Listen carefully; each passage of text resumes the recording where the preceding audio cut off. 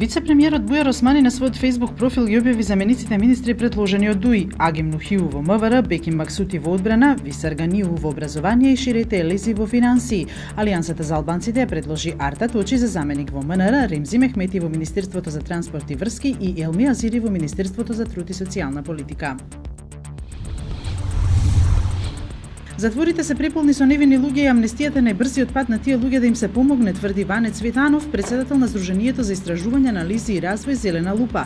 На работилницата граѓаните бараат правда, стоп за неправдите, беа презентирани резултати од анализите на кривичните предмети кои беа подготвени од експерти во проектот Сите заедно по патот до правдата.